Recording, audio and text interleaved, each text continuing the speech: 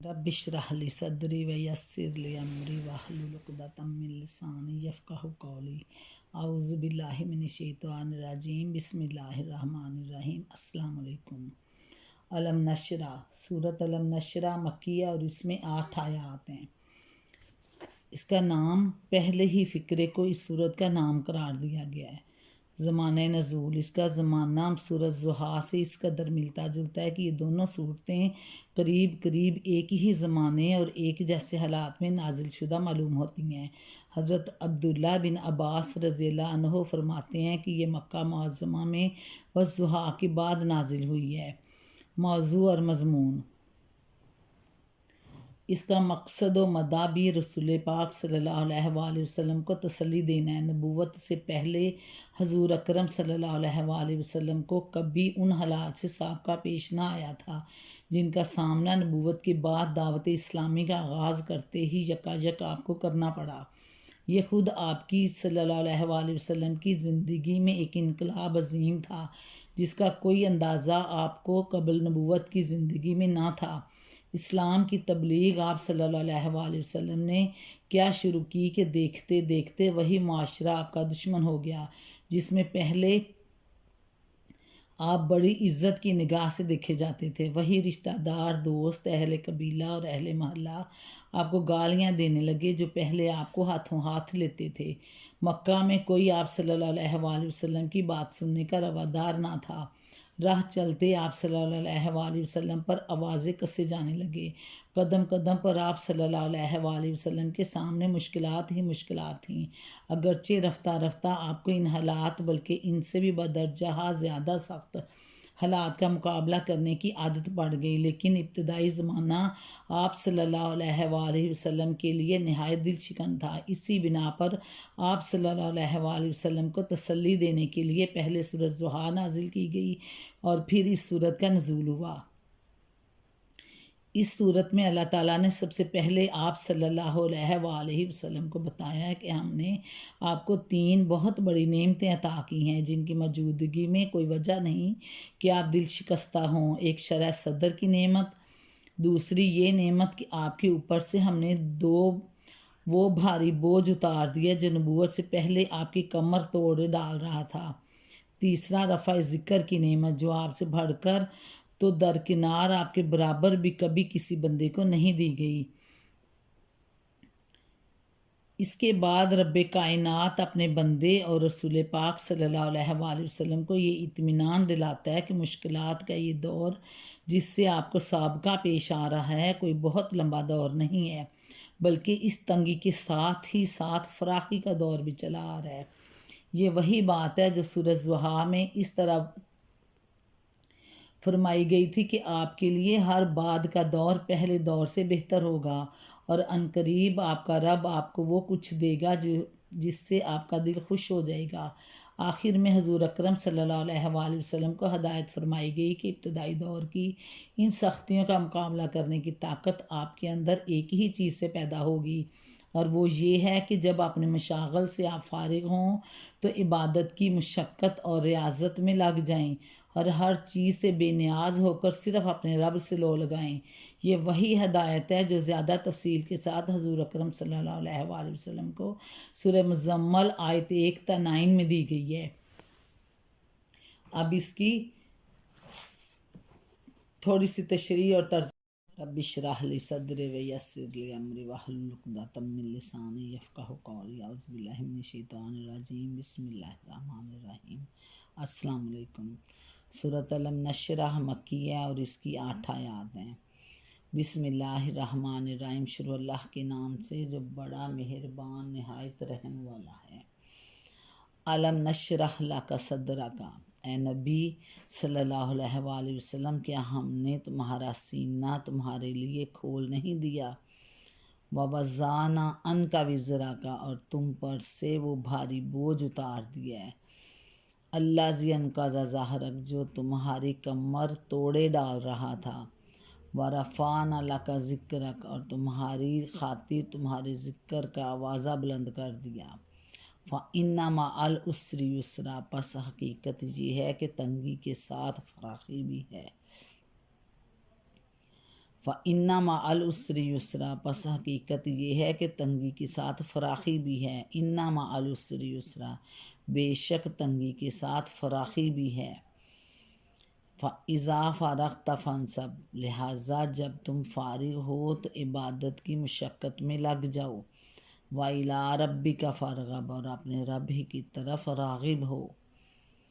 پہلی آیت ہے أَلَمْ نَشْرَحْ لَكَ صَدْرَكَ، اے نبی صلی اللہ علیہ وآلہ وسلم، کیا ہم نے تمہارا سینہ تمہارے لیے کھول نہیں دیا؟ اس سوال سے کلام کا آغاز اور پھر بعد کا مضمون یہ ظاہر کرتا ہے کہ رسول اکرم صلی اللہ علیہ وآلہ وسلم اس زمانے میں ان شدید مشکلات پر سخت پریشان تھے جو دعوت اسلامی کا کام شروع کرنے کے بعد ابتدائی دور میں آپ کو پیش آ رہی تھیں. ان حالات میں اللہ تعالیٰ نے آپ کو مخاطب کر کے تسلی دیتے ہوئے فرمایا کہ اے نبی صلی اللہ علیہ وآلہ وسلم، کیا ہم نے یہ اور یہ عنایات تم پر نہیں کی ہیں؟ پھر ان ابتدائی مشکلات پر تم پریشان کیوں ہوتے ہو؟ علم نشرح لک، ہم نے تیرا سینہ کھول دیا ہے. سینہ کھولنے کا لفظ قرآن مجید میں جن مواقع پر آیا ہے ان پر نگاہ ڈالنے سے معلوم ہوتا ہے کہ اس کے دو معنی ہیں. سورۃ انعام آیت 125 میں فرمایا گیا کہ جس شخص کو اللہ تعالیٰ ہدایت بخشنے کا ارادہ فرماتا ہے اس کا سینہ اسلام کے لیے کھول دیتا ہے، یعنی اس بندے کو ہدایت اللہ دے دیتا ہے، سمجھ بوجھ آنے لگتی ہے. اور سورہ زمر آیت نمبر 22 میں فرمایا آفامن شارح اللہ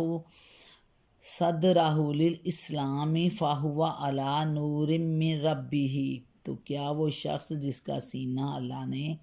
اسلام کے لیے کھول دیا ہو پھر وہ اپنے رب کی طرف سے ایک روشنی پر چل رہا ہو. ان دونوں مقامات پر شرح صدر سے مراد ہر قسم کے ذہنی خلجان اور تردد سے پاک ہو کر اس بات پر پوری طرح مطمئن ہو جانا کہ اسلام کا راستہ ہی برحق ہے اور وہی عقائد، وہی اصول اخلاق و تہذیب، تمدن اور وہی احکام ہدایات بالکل صحیح ہیں جو اسلام نے انسان کو دیے ہیں. اور نمبر 2 سورہ شعراء آیت نمبر 12 اور 13 میں ذکر آیا کہ حضرت موسیٰ کو جب اللہ تعالیٰ نے نبوت کے منصب عظیم پر مامور کر کے فرعون اور اس کی عظیم سلطنت سے جا ٹکرانے کا حکم دے رہا تھا تو انہوں نے عرض کیا، میرے رب، میں ڈرتا ہوں کہ وہ لوگ مجھے جھٹلا دیں گے اور میرا سینہ تنگ ہو رہا ہے. اور سورۃ طٰہٰ آیت 25 اور 26 میں بیان کیا گیا کہ اسی موقع پر حضرت موسیٰ علیہ السلام نے اللہ تعالیٰ سے دعا مانگی کہ رب اشرح لی صدری ویسر لی امری، میرے رب میرا سینہ میرے لیے کھول دے اور میرا کام میرے لیے آسان کر دے. یہاں سینے کی تنگی سے مراد یہ کہ نبوت جیسے کار عظیم کا بار سنبھالنے اور تنہا کفر کی ایک جابر قاہر طاقت سے ٹکر لینے کی آدمی کو ہمت نہ پڑ رہی ہو. اور شرح صدر سے مراد یہ ہے کہ آدمی کا حوصلہ بلند ہو جائے، کسی بڑی سے بڑی مہم پر جانے اور کسی سخت سے سخت کام کو انجام دینے میں بھی اسے تحمل نہ ہو اور نبوت کی عظیم ذمہ داری سنبھالنے کی اس میں ہمت پیدا ہو جائے. غور کیا جائے تو محسوس ہوتا ہے کہ اس آیت میں رسول اکرم صلی اللہ علیہ وآلہ وسلم کا سینہ کھول دینے سے یہ دونوں معنی مراد ہیں. پہلے معنی کے لحاظ سے اس کا مطلب یہ ہے کہ نبوت سے پہلے رسول پاک صلی اللہ علیہ وآلہ وسلم مشرکین عرب، نصارہ، یہود، مجوس اور سب کے مذہب کو غلط سمجھتے تھے اور اس حنیفیت پر بھی مطمئن نہ تھے جو عرب کے بعض قائلین توحید میں پائی جاتی تھی، کیونکہ یہ ایک مبہم عقیدہ تھا جس میں راہ راست کی کوئی تفصیل نہ ملتی تھی. اس کی تشریح تفہیم القرآن جلد 4 سجدہ حاشیہ 5 کر چکے ہیں، لیکن آپ کو چونکہ خود یہ معلوم نہ تھا کہ راہ راست کیا ہے اس لیے آپ سخت ذہنی خلجان میں مبتلا تھے. نبوت عطا کر کے اللہ تعالیٰ نے آپ کی اس خلجان کو دور کر دیا اور وہ راست کھول کر آپ کے سامنے رکھ دی، جس سے آپ کو کامل اطمینان قلب حاصل ہو گیا۔ دوسرے معنی کے لحاظ سے اس کا مطلب یہ ہے کہ نبوت عطا کرنے کے بعد کے ساتھ ہی اللہ تعالیٰ نے آپ کو وہ حوصلہ، وہ ہمت، وہ اول عزمی اور وہ وسعت قلب عطا فرما دی جو اس منصب عظیم کی ذمہ داریاں سنبھالنے کے لیے درکار تھی۔ آپ صلی اللہ علیہ وآلہ وسلم اس وسیع علم کے حامل ہو گئے، آپ کے سوا کسی انسان کے ذہن میں سما نہ سکتا تھا۔ آپ کو وہ حکمت نصیب ہو گئی جو بڑے سے بڑے بگاڑ کو دور کرنے اور سنوار دینے کی اہلیت رکھتی تھی۔ آپ اس قابل ہو گئے کہ جاہلیت میں مستغرق اور جہالت کے اعتبار سے انتہائی اکڑ معاشرے میں کسی سر و سامان اور ظاہراً کسی پشت پناہ طاقت کی مدد کے بغیر اسلام کے علمبردار بن کر کھڑے ہو جائیں، مخالفت اور دشمنی کے کسی بڑے بڑے طوفان کا مقابلہ کرنے سے نہ ہچکچائیں۔ اس راہ میں جو تکلیفیں اور مصیبتیں بھی پیش آئیں ان کے اوپر صبر کر کے ان کو صبر کے ساتھ برداشت کر لیں، اور کوئی طاقت آپ کو اپنے موقف سے نہ ہٹا سکے۔ یہ شرح صدر کی بیش بہا دولت جب اللہ تعالیٰ نے آپ کو عطا کر دی ہے تو آپ صلی اللہ علیہ وآلہ وسلم ان مشکلات پر دل گرفتہ کیوں ہوتے ہیں جو آغاز کار کے اس مرحلے میں پیش آ رہی ہیں؟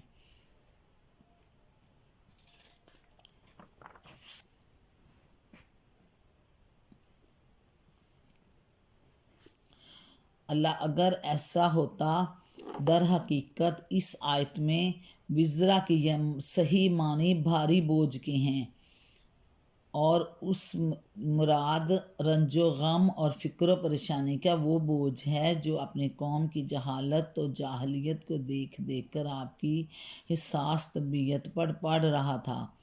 آپ کے سامنے بت پوجے جا رہے تھے، شرک اور مشرکانہ اوہام و رسومات کا بازار گرم تھا، اخلاق کی گندگی اور بے حیائی ہر طرف پھیلی ہوئی تھی، معاشرت میں ظلم اور معاملات میں فساد عام تھا، زورداروں کی زیادتیوں سے بے زد پس رہے تھے، لڑکیاں زندہ دفن کی جا رہی تھیں، قبیلوں پر قبیلے چھاپے مار رہے تھے، زور آوروں کی زیادتیوں سے بے زور پس رہے تھے، لڑکیاں زندہ دفن کی جا رہی تھیں، قبیلوں پر قبیلے چھاپے مار رہے تھے، بعض اوقات 100 برس تک انتقامی لڑائیوں کا سلسلہ چلتا رہتا تھا، کسی کی جان، مال اور آبرو محفوظ نہ تھی جب تک کہ اس کی پشت پر کوئی مضبوط جتھا نہ ہو۔ یہ حالت دیکھ کر آپ کڑتے تھے، مگر اس بگاڑ کو دور کرنے کی کوئی صورت آپ کو نظر نہ آتی تھی۔ یہی فکر آپ کی کمر توڑے ڈال رہی تھی، جس کا بار گراں اللہ تعالیٰ نے ہدایت کا راستہ دکھا کر آپ کے اوپر سے اتار دیا۔ نبوت کے منصب پر سرفراز ہوتے ہی آپ کو معلوم ہو گیا کہ توحید اور آخرت اور رسالت پر ایمان ہی وہ شاہ کلید ہے جس سے انسان زندگی کے ہر بگاڑ کا قفل توڑ سکتا ہے، بگاڑ کا قفل کھولا جا سکتا ہے اور زندگی کے ہر پہلو میں اصلاح کا راستہ صاف کیا جا سکتا ہے۔ اللہ تعالیٰ کی اس رہنمائی نے آپ کے ذہن کا سارا بوجھ ہلکا کر دیا، اور آپ پوری طرح مطمئن ہو گئے کہ اس ذریعہ سے آپ نہ صرف عرب بلکہ پوری نوع انسان کو ان خرابیوں سے نکال سکتے ہیں جن میں اس وقت عرب سے باہر کی ساری دنیا مبتلا تھی۔ عرب اور اس سے باہر کی بھی ساری دنیا ان اخلاقیات کی برائیوں میں مبتلا تھی۔ ان کا وزرا کا ہو گیا، اللہ زی ان کا ظاہرک، بھاری بوجھ اتار دیا جو تمہاری کمر توڑے ڈال رہا تھا، وَرَفَعْنَا لَكَ ذِكْرَكَ، اور تمہاری خاطر تمہارے ذکر کا آوازہ بلند کر دیا۔ یہ بات اس زمانے میں فرمائی گئی تھی جب کوئی شخص یہ سوچ بھی نہ سکتا تھا کہ جس فرد فرید کے ساتھ گنتی کے چند آدمی ہیں اور وہ بھی صرف شہر مکہ تک محدود ہیں، اس کا آوازہ دنیا بھر میں کیسے بلند ہوگا اور کیسی ناموری اس کو حاصل ہوگی۔ لیکن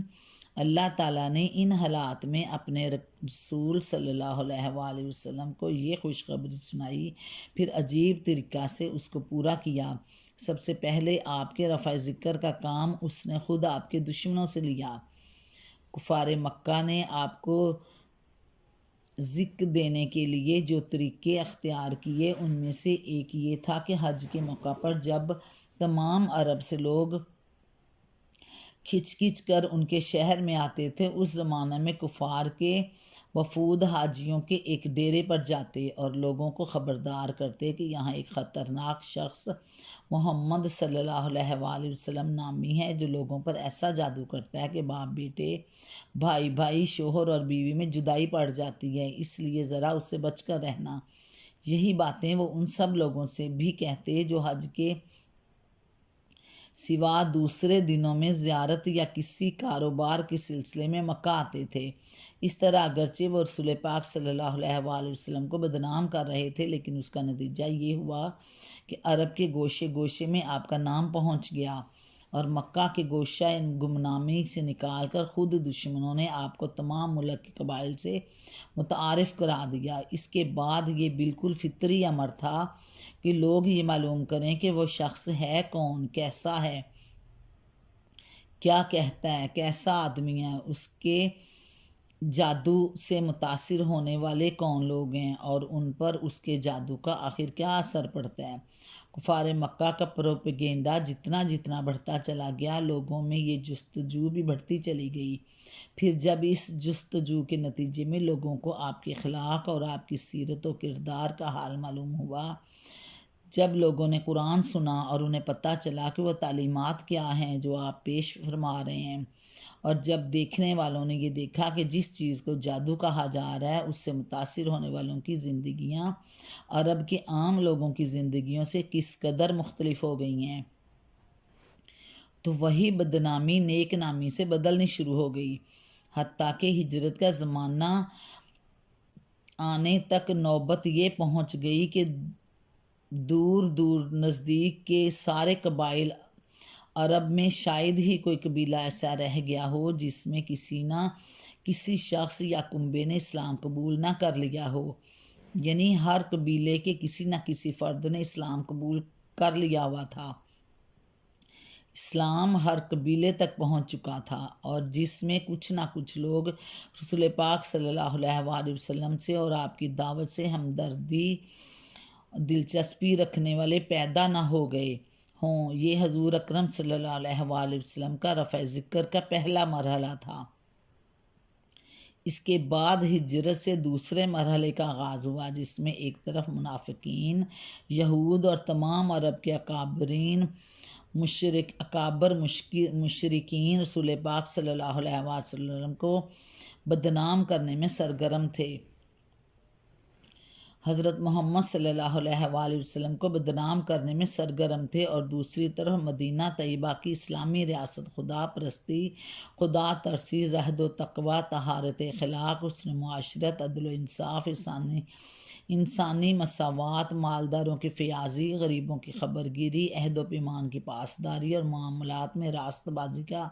وہ عملی نمونہ پیش کر رہی تھی جو لوگوں کے دلوں کو مسخر کرتا چلا جا رہا تھا۔ دشمنوں نے جنگ کے ذریعے سے حضور اکرم صلی اللہ علیہ وآلہ وسلم کے اس بڑھتے ہوئے اثر کو مٹانے کی کوشش کی، مگر آپ کی قیادت میں اہل ایمان کی جو جماعت تیار ہوئی، اس نے اپنے نظم و ضبط، اپنی شجاعت، اپنی موت سے بے خوفی اور حالت جنگ تک میں اخلاقی حدود کی پابندی سے اپنی برتری اس طرح ثابت کر دی کہ سارے عرب نے ان کا لوہا مان لیا۔ 10 سال کے اندر حضور اکرم صلی اللہ علیہ وآلہ وسلم کا رفع ذکر اس طرح ہوا کہ وہی ملک جس میں آپ کو بدنام کرنے کے لیے مخالفین نے اپنا سارا زور لگا دیا تھا،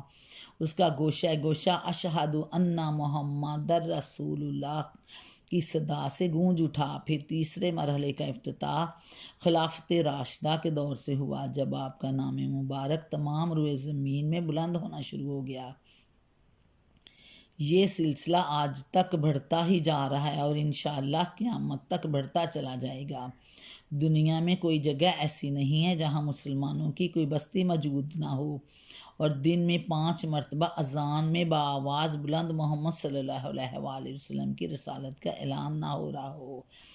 نمازوں میں حضور پر درود نہ بھیجا جا رہا ہو، جمعہ کے خطبوں میں آپ کا ذکر خیر نہ کیا جا رہا ہو، اور سال کے 12 مہینوں میں سے کوئی دن اور دن کے 24 گھنٹوں میں سے کوئی وقت ایسا نہیں ہے جب روئے زمین میں کسی نہ کسی جگہ حضور اکرم صلی اللہ علیہ وآلہ وسلم کا ذکر مبارک نہ ہو رہا ہو۔ اور اب تو یہ جدید دور ہے، خود دیکھیں کہ زمین کے پہ ہر جگہ پہ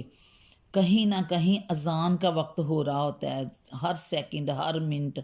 کہیں نہ کہیں سرزمین پہ کسی نہ کسی ملک میں اذان کا وقت ہوتا ہے، کہیں ظہر کا، کہیں مغرب کا، کہیں عشاء کا۔